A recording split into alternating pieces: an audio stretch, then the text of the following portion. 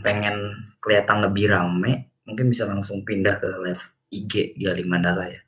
Jadi nanti Galih Mandala ini bakal live dalam waktu 5 menit lagi ya.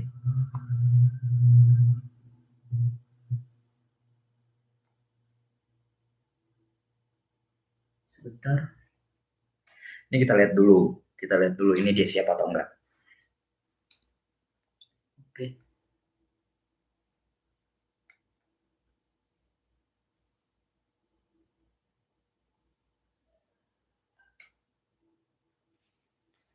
How to get scholarship. Seperti ini kok agak-agak buram gitu ya. Kalau lewat laptop. Kenapa yang buram ya apa ya? Kenapa webcamnya kali yang buram?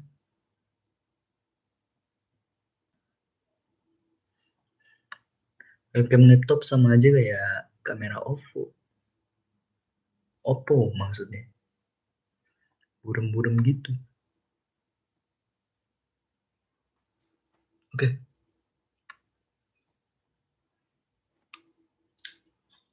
Ya, ini masih nunggu ya. Mungkin kalau mau lihat nih, bisa lihat tuh. Tuh masih nunggu. Gak kelihatan ya. Silau. Nah tuh. Dia belum balas-balas. Jadi nunggu dulu. Jadi sih kita nanti akan ngobrol santai ya. Kita ngobrolnya santai, casual talk gitu temanya. Dan yang paling penting sih teman-teman yang nonton bisa dapat ilmunya nih ya dengan adanya sharing season ini. Ya tadi balik lagi sih kan karena di topik ini gue sendiri yang bikin kalau kita semua itu berhak untuk mendapatkan scholarship seperti itu dan kita juga bisa untuk mendapatkan scholarship tapi tidak instan caranya gitu kan. Masih nunggu ya sebentar, masih nunggu sebentar.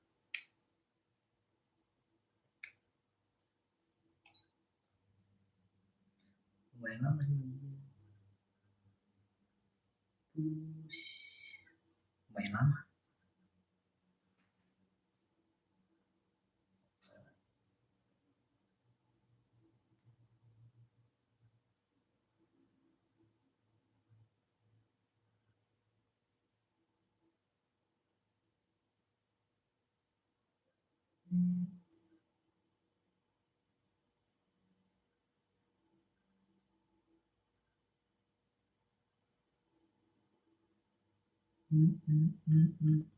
Ini gue balas dulu DM di Instagram nih sekalian nunggu kan. Bentar. Jadi kalau misalnya ada pertanyaan bisa disampaikan aja di kolom komentar. Di sini di live streaming YouTube udah disediain kolom komentar jadi kalian bisa tulis ya di situ tuh pojok kanan bawah.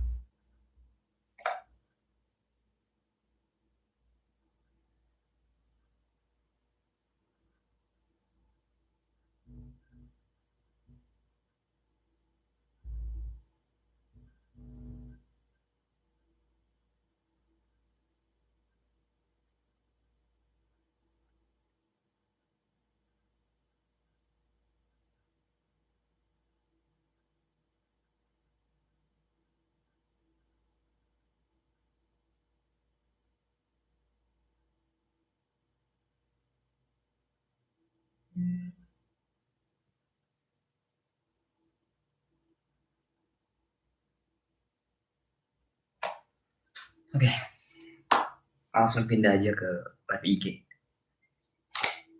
Pindah ke live IG aja. Sebentar.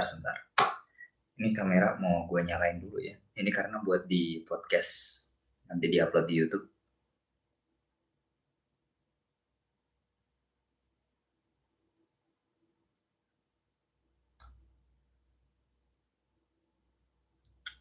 Oke, ini udah.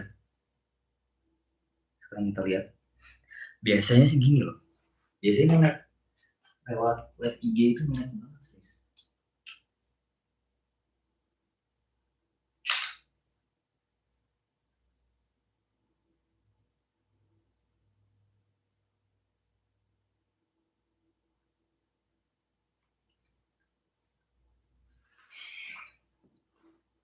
Oke, ini udah ya, dia udah live dan ini mau gue kasih tahu juga, gue biasanya kalau misalkan live di Instagram itu suka nge-lag gitu loh. Jadi mungkin ada masalah nih, pasti. Ya semoga aja nggak ada ya, nggak ada nge-lag. Semoga aja gitu. Nah ini udah ada. Udah bisa. Sorry. Ya. Kalau gitu ternyata dandan. Ini sebenarnya musik doang. Oke, ini dia udah live. Tinggal join. Ini serius nge-lag tuh ini. Asli nge-lag banget. Dan kemungkinan emang bakal nge-lag nanti pas lagi live gitu. Kan gitu ya. Oke, langsung mulai nih ya. Kita langsung mulai. Sini. Oke.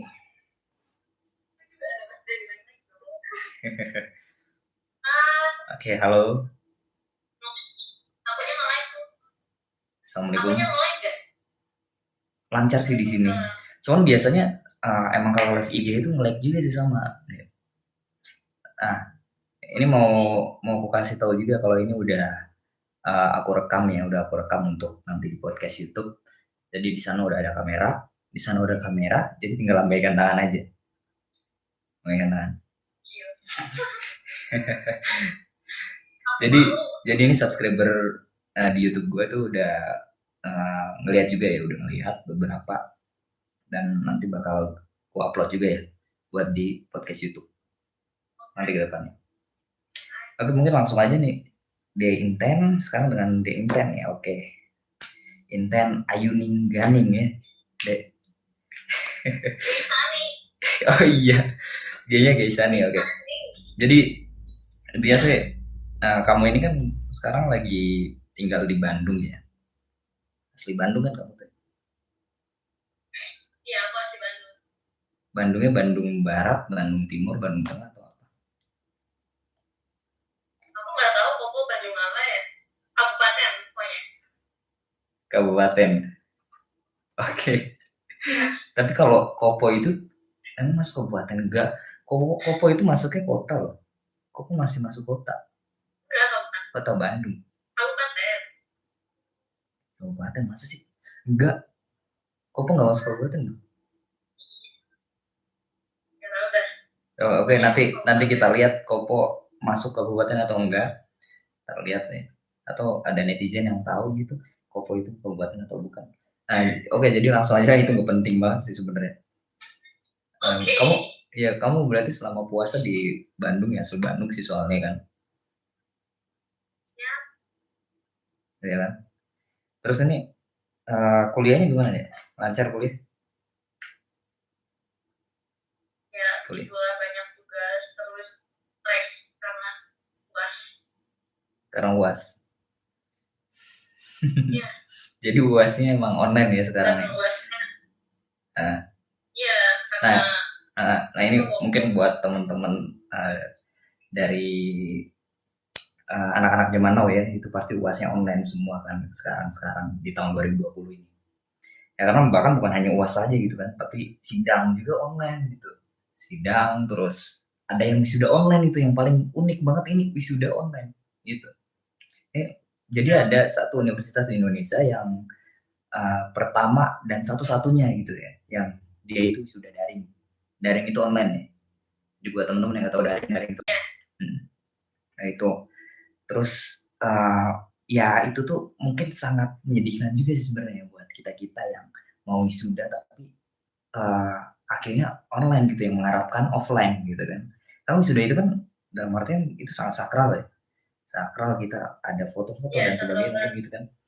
Ya itu sampai-sampai mereka itu dikirimin itu loh, toganya, terus kostum-kostum buat wisudanya gitu ke rumah-rumahnya masing-masing kayak gitu. Nah, pendapat kamu kayak gimana itu? Pendapat kamu ngeliat itu gimana? Ya sedih aja loh, karena sekarang emang apa-apa harus kayak online, terus kita nggak bisa kayak biasanya gitu. Padahal kan harusnya wisuda tuh dirayain, terus kayak ya senang aja kan, selama ini udah berjuang kuliah, tapi ya itu gara-gara corona online semua.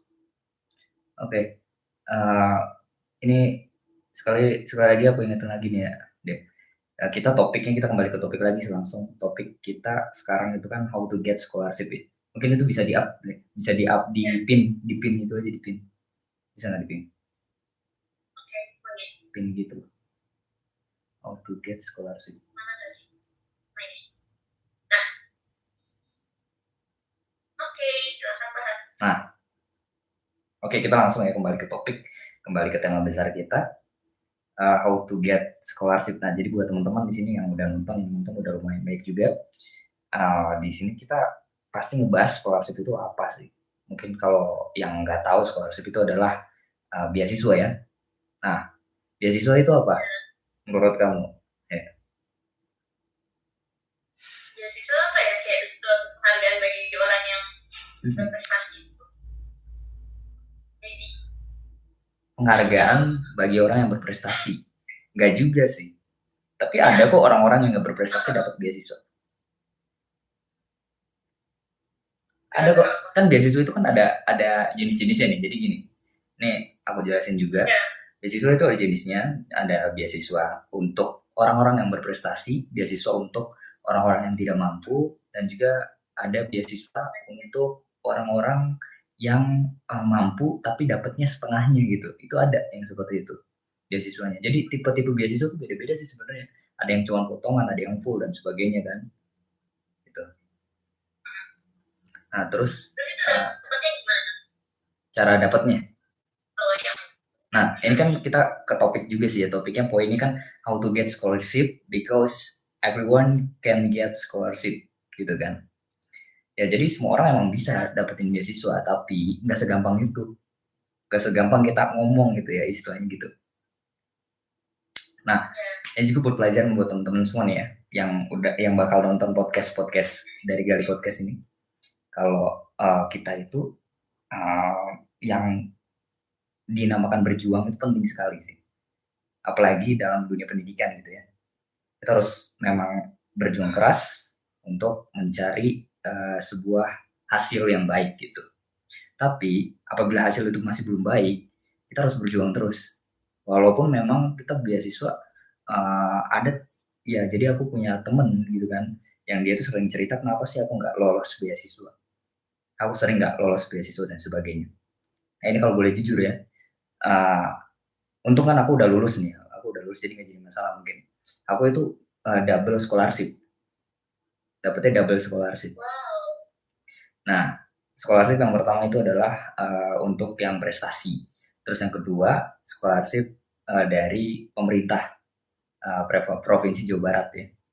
Nah ini mungkin bisa jadi pelajaran juga buat teman-teman. Dan sebenarnya sih aku tuh bukan mau ambisi atau gimana, namanya udah rezeki kan ya, dikasih double seperti itu kan. Tapi untuk double itu aku nggak setiap semester gitu kan waktu itu dia. Jadi double-nya nggak setiap semester. Karena satu pun aku sebenarnya bisa kalau mau setiap semester dapat double. Tapi aku pun ngasih ke yang lain gitu. Jadi aku ngasih kesempatan, iya. Ya, dari Telkom pun sering ngasih dan sebagainya. Nah, ini di luar scholarship sih sebenarnya. Kita kembali lagi langsung mungkin ke tata cara untuk mendapatkan beasiswanya. Kalau untuk cara paling pentingnya sih kita lebih mengutamakan, pertama kan ada tahap-tahap tuh ya, beasiswa tahap 1, tahap 2, tahap 3 kan. Tahap pertama pasti ada yang namanya seleksi juga seperti berkas, diseleksi lagi, terus ada interview juga, terus ketiga langsung tahap ini ya, seperti penyeleksian finalnya gitu loh, final result nih, kayak gitu kan. Nah, itu sama aja sih mungkin seperti kompetisi ya. Itu ibarat kompetisi gitu deh, gitu kan. Ya contohnya misalkan Telkom banyak banget ya kompetisi yang diadain di internal kan, contoh kayak ambasador. Kamu sendiri kan sebagai ambasador itu gimana tuh? Itu kan, itu kamu kan ambasador, itu gimana tuh? Barangkali ada adik-adik kelas nih yang lagi nonton mau jadi ambasador Telkom gimana?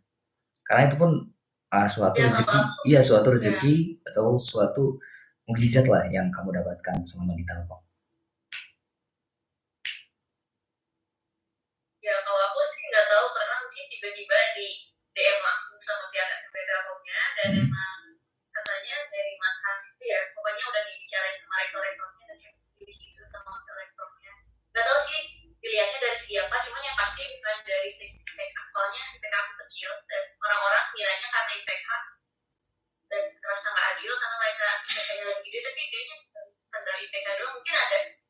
ada dari skill lain gitu kayak kalau dari IPK doang pasti banyak banget yang bisa lolos dari aku, cuma mungkin dilihat dari skill lain yang kita Oke sih, benar. Nah ini, tapi ini aku setuju sih. Ini aku nyambungnya dari apa yang kamu maksud dan apa yang kamu utarakan juga. Kalau kita punya IPK ya itu sebenarnya nggak ngaruh ya dengan akan diterima di beasiswa itu. Nah, mau IPK kita gede, mau IPK kita kecil lah, istilahnya rata-rata lah ya. Dalam istilah kita ikut beasiswa yang minimal IPK-nya 3 gitu. Tapi di beasiswa pun mereka pasti mempertimbangkan hal-hal lain gitu ya. Yang dimana hal tersebut tuh seperti prestasinya, pengalamannya dan sebagainya.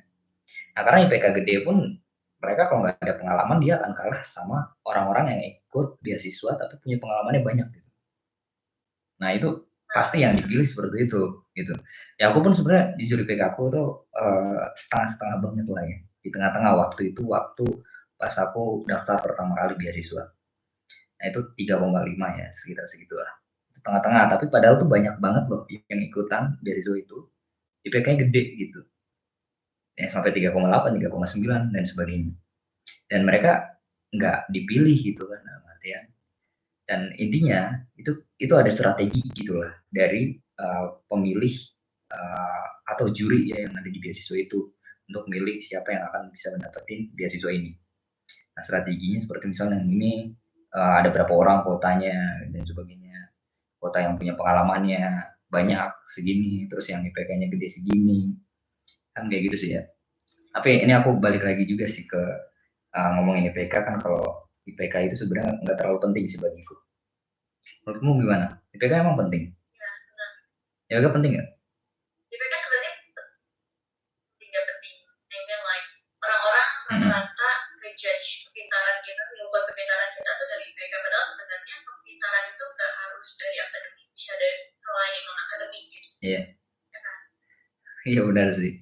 Tapi ini ngomong-ngomong IPK penting atau enggak? Berarti kan misalkan ada yang ngomong lebih banyak yang ngomong atau bahkan seimbang ya, seimbang. Nggak ada yang lebih tinggi, yang menang yang mana.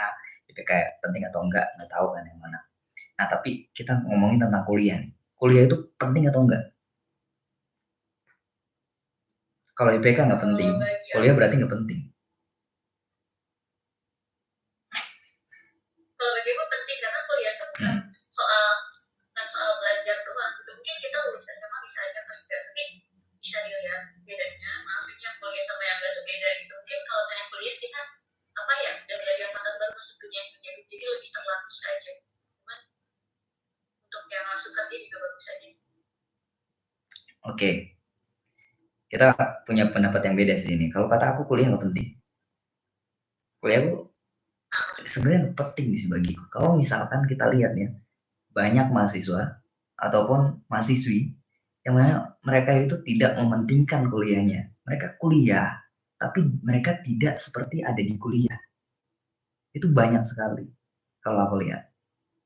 Ya pengalamanku kan di BEM, di himpunan dan sebagainya, aku ikut organisasi di fakultasku sebagai wakil ketua juga.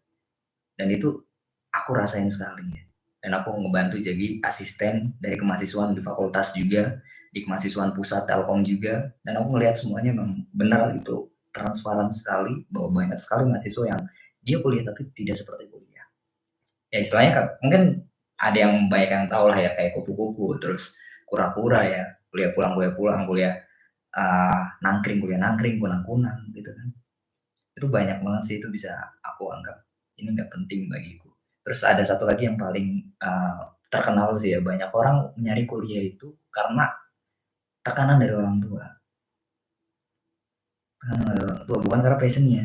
Jadi ini aku bukan pengen menyudutkan ke aku sendiri ya, kalau aku itu adalah mahasiswa yang sesuai passion, yang nggak gitu juga sebenarnya. Cuman karena aku yakin aja kalau aku kan jurusan seni nih, ini adalah passionku gitu, aku yakin.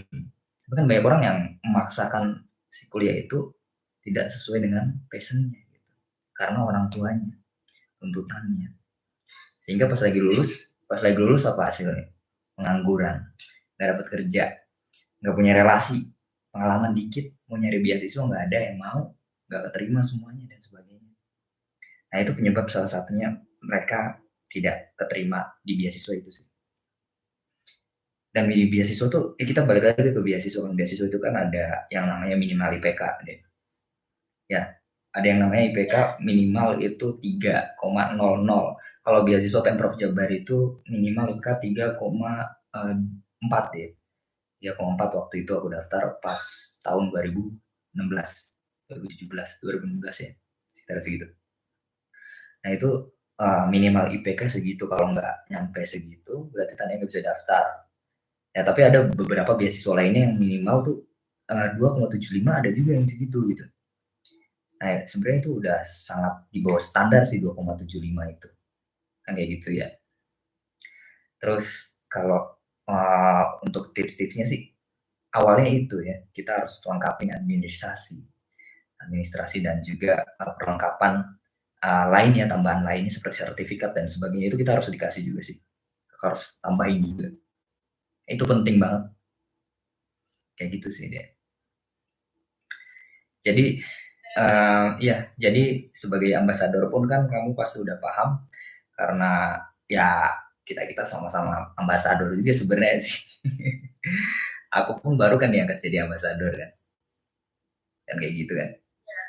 Oke, terus ini aku kan ngebahas tentang tadi mahasiswa banyak yang lulus terus pengangguran dan sebagainya. Nah sekarang kita ngelihat nih di zaman sekarang yang negara kita lagi diserang wabah seperti ini, bahkan pengangguran pun malah semakin banyak dan semakin meningkat lah itu ya. Ini dari kamu nih sebagai generasi zaman now gimana ya? Kan kamu nih angkatan 2018 nih ya, gimana? Ya sedih aja gara-gara penyakit ini, gara-gara wabah virus corona banyak yang kehilangan kerjaan, banyak yang di PHK gara-gara banyak yang kehilangan mata pencaharian cuma gara-gara masuk itu berhenti gitu, cuma ya mau gimana lagi. Iya sih, oke. Terus kalau untuk dari